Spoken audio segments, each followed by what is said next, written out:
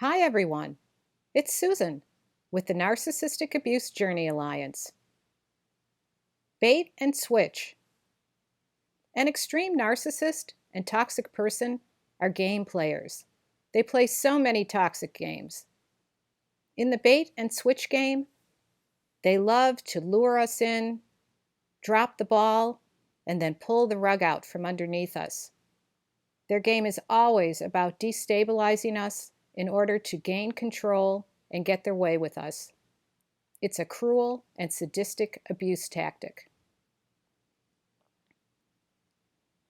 An extreme narcissist or toxic person initially presents themselves, baits us as a kind, empathetic, and compassionate person in order to reel us in.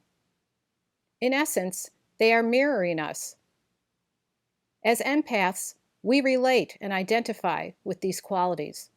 When this is happening, we usually don't fully realize what is going on and what a sleazy move this is on the toxic person's part, because it's all smoke and mirrors, an illusion, a front on the part of the narcissist who underneath their mask exhibits anything but these great qualities.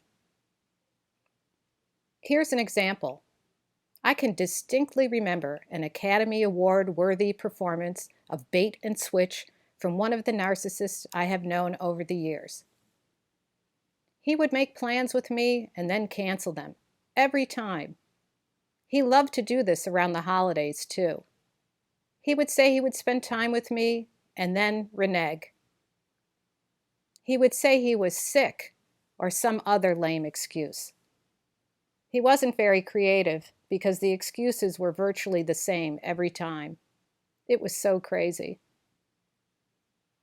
And then he would often counter and say, "How about next week?" Next week would come, and of course, he wouldn't take any initiative to set up another meeting. So there it sat, baiting me once again to pursue him. Cat and mouse. And it's extremely passive behavior. And passive-aggressive, of course, too. Some of this has to do with attachment styles, but that's another video. And most toxic narcissists and toxic people choose targets that have opposite attachment styles to themselves. That invisible magnetic energy that draws the empath and the toxic narcissist to each other is alive and well. After stepping back and observing, I noticed that this particular narcissist treated everyone the same way. It wasn't just me he was treating badly. He had no integrity.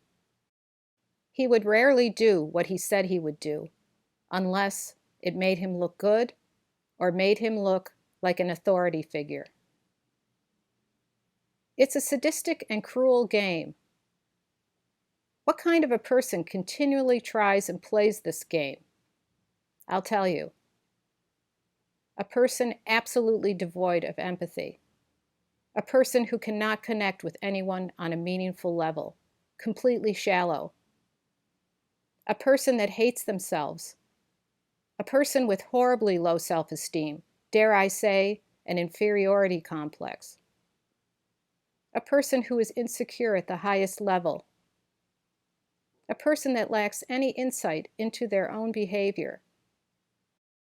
And also, unfortunately, and very common, a person that has comorbidity with other psychiatric conditions. Let us remember the qualities that researchers have measured and have determined what constitutes a healthy personality. Qualities like being open, being curious about life and people, being conscientious, doing what you say you're going to do, connecting with others, having empathy, being cooperative, and staying as calm as possible when interacting with others. Of course, the extreme narcissist and toxic person exhibit pretty much the opposite of these qualities. My husband Nick, who died just 4 years ago, after a valiant struggle with a rare, incurable, slowly degenerative neuromuscular disease called Friedreich's ataxia. I hope you don't mind me talking about him again. I know I sound like a broken record, but just bear with me. His initials are NAJ, the birth and inspiration of the Narcissistic Abuse Journey Alliance. Nick was an empath, not a toxic narcissist.